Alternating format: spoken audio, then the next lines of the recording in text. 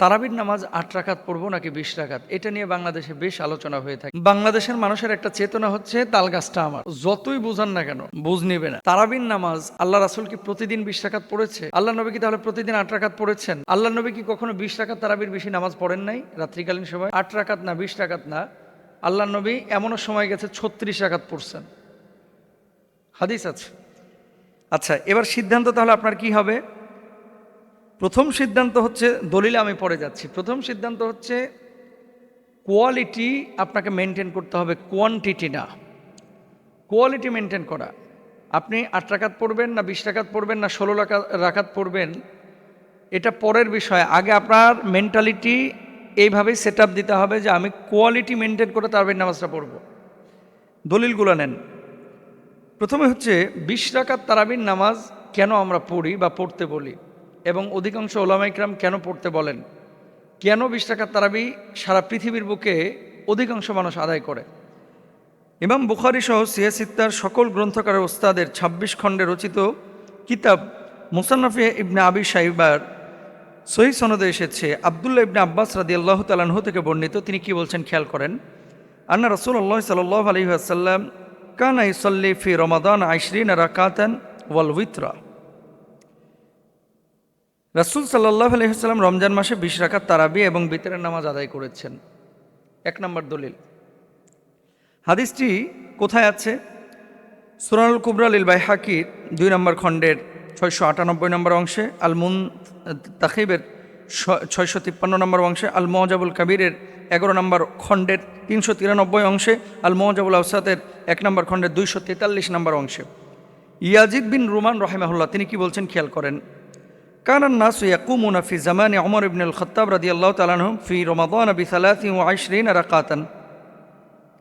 লোকেরা সাহাবী ও তাবেঈগণ ওমর রাদিয়াল্লাহু তাআলা আনহুর শাসন আমলে ২০ রাকাত তারাবি এবং ৩ রাকাত বিতরের নামাজ রমজান মাসে আদায় করত।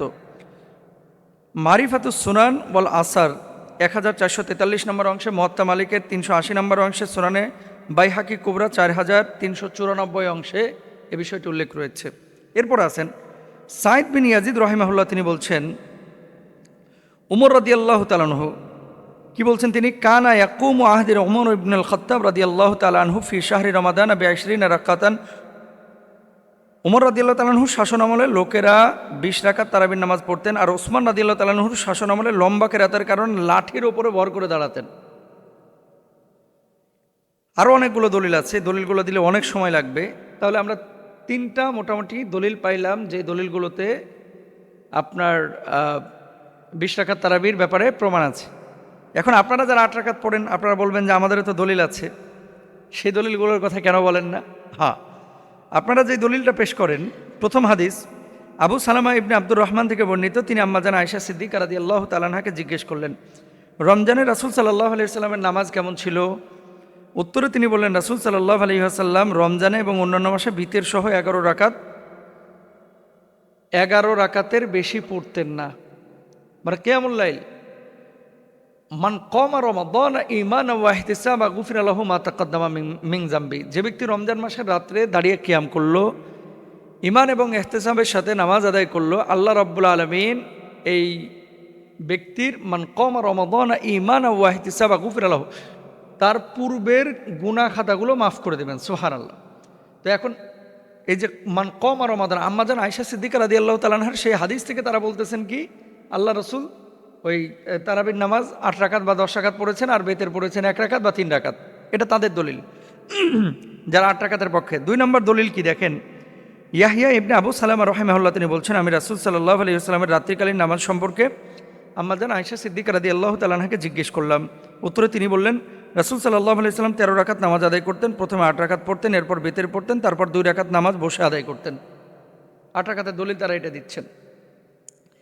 এবার আসেন, এই যে এই হাদিসগুলো যেমন সহিহ সনদে বর্ণিত হয়েছে, আয়েশা সিদ্দিকা রাদিয়াল্লাহু তাআলা আনহা থেকে ১০ রাকাতের হাদিসও বর্ণিত হয়েছে। যেমন কাসেম ইবনে মুহাম্মদ থেকে বর্ণিত, তিনি বলেন, আমি আয়েশা রাদিয়াল্লাহু তাআলা আনহাকে বলতে শুনেছি, রাসূল সাল্লাল্লাহু আলাইহি ওয়াসাল্লাম রাত্রিতে 10 রাকাত, 1 রাকাত বেতের ও ফজরের 2 রাকাত সুন্নত সহ মোট 10 রাকাত পড়তেন। এটা কি রমজান মাসের আমল মুহাদ্দিসিনরা এবং বিজ্ঞ ইসলামিক স্কলাররা গবেষণা করে দেখেছেন আম্মা জান আয়েশা সিদ্দিকা রাদিয়াল্লাহু তাআলা আনহার যে হাদিসগুলো, এগুলো শুধু রমজান কেন্দ্রিক স্পেসিফিক হাদিস না, সারা বছরের হাদিস। অর্থাৎ নবীজি সারা বছরই তো কিয়াম করতেন, রাত্রিবেলায় নামাজ আদায় করতেন। তো 8 রাকাত পড়েছেন, 10 রাকাত পড়েছেন, 12 রাকাত পড়েছেন, এরপরে বেতের পড়েছেন। তবে তারাবির নামাজ যেহেতু ওমর ফারুক রাদিয়াল্লাহু তাআলা আনহু তিনি 20 রাকাতের ব্যাপারে সরাসরি ইশারা করেছেন, এবং নবীজি সাল্লাল্লাহু আলাইহি ওয়াসাল্লাম সেই হাদিস যেটা শুরুতে দলিল দিয়েছি 20 রাকাত, এটার ব্যাপারে দলিল সরাসরি পেশ করেছেন। তাহলে 20 রাকাত তারাবির পক্ষেও দলিল আমরা পেলাম, 8 রাকাতের ব্যাপারে যারা দলিলগুলো পেশ করে তাদের কথাও আমরা পেলাম। এখন আপনি মানবেন কোনটা? আপনি বলবেন যে হুজুর তাহলে কি 8 রাকাত পড়লে হবে না? আমার বাপের সাধ্য নাই বলার যে 8 রাকাত পড়লে তারাবির নামাজ হবে না, কারো বাবার সাধ্য নাই। 8 রাকাত যারা পড়ে তারা এখন জিজ্ঞেস করছে তুমি কয় রাকাত পড়ো? কয় 20 রাকাত। ওর বাবার সাধ্য না যে 20 রাকাত পড়লে তারাবির নামাজ হবে না। না, কোয়ান্টিটি না, অলওয়েজ আপনারা কোয়ালিটি খেয়াল করবেন যে তারাবির নামাজ এটা ধীর স্থিরভাবে আমরা আদায় করতে পারতেছি কিনা। মারামারি গুতাগুতি বন্ধ করেন। যে 8 রাকাত পড়তে চায় পড়তে দেন, 20 রাকাত যে পড়তে চায় পড়তে দেন, আরও বেশি যে পড়তে পারে এরা পড়তে দেন। কোয়ালিটি মেনটেন করে 5G গতিতে আপনি 40 মিনিটে 20 রাকাত মারিয়ে দিতেছেন পুরো নামাজ। কি নামাজ পড়লেন আপনি? অথচ সাহাবীরা কত দীর্ঘ করে কেরাত পড়েছেন, কত ধীর স্থিরভাবে পড়েছেন। এজন্য বলবো যে যারা 20 রাকাত পড়েন আপনারা পড়েন ইনশাআল্লাহ তাআলা, তবে 8 রাকাত যারা পড়ে এদেরকে নেগলেক্ট করেন না। আবার 8 রাকাত যারা পড়েন আপনারা 20 রাকাত যারা পড়ে এদেরকে ওই তুচ্ছ তাচ্ছিল্য করেন না। আপনাদের মানে খাসলত, বিশেষ করে 8 রাকাতওয়ালারা এই 20 রাকাত যারা পড়ে এদেরকে মনে করে যে শেষ, ধ্বংস হয়ে গেছে, এরকম ভাবসাব, মানে একেবারে জান্নাতের ঠিকাদারি আরে যেন আল্লাহ তাআলা দিয়ে দিছে, এরকম যেন না হয়। Be careful. আমরা এই ইবাদতগুলো রাসূল সাল্লাল্লাহু আলাইহি ওয়াসাল্লাম যেহেতু এক এক সময় এক একভাবে করেছেন, সংখ্যা প্রতিদিন তো একই রকম আল্লাহ রাসূল রাখে নাই, দীর্ঘ সময় ধরে নামাজ আদায় করার চেষ্টা করবেন। আল্লাহ তাআলা আমাদের তৌফিক। যে একজন বধূর 2 জন স্বামী, মানে কারো সাথেই তালাক হয় নাই ঠিক মতো, এবং 2 জনের সাথে সঙ্গ দিয়েছেন, পরবর্তীতে বাচ্চা হলো। এই বাচ্চা এখন 2 জনই দাবি করতেছে, এবং মেয়েও জানে না যে বাচ্চাটা আসলে কার। মানে বধূ 1 জন, স্বামী 2 জন।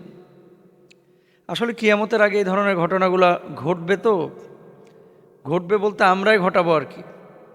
আল্লাহ মাফ করুক, সম্পূর্ণরূপে হারাম একটা কাজ। 2 শ্রেণীর মানুষ দায়ী এক্ষেত্রে। এক হচ্ছে এই মেয়ের বাপ মা, ছেলের বাপ মা। 2 নম্বর হচ্ছে স্বেচ্ছাচারিতা, ছেলে এবং মেয়ে 2 জনেরই। প্রথম একজনের সাথে তালাক হয়েছে, তালাক হওয়ার পরে উনি হোয়াটসঅ্যাপে লিঙ্কও পাঠিয়েছেন আমাকে, প্রশ্নটা যিনি পাঠিয়েছেন। তালাক হওয়ার পরে দ্বিতীয় আরেক জায়গায় বিয়ে বসেছে, ইদ্যত ঠিক মতো পালন হয় নাই। তো 4.5 মাস বা 4 মাস পর্যন্ত অপেক্ষা কেন করতে বলা হয়েছে? যাতে করে ওই মেয়ের মেনস্ট্রুয়েশনের মাধ্যমে পূর্বের স্বামীর পেটের মধ্যে যদি কোনো কিছু থাকে এটা জাহের হয়ে যায়, প্রকাশ হয়ে যায়। এটা হয়তো অনেকে আপনারা জানেন না।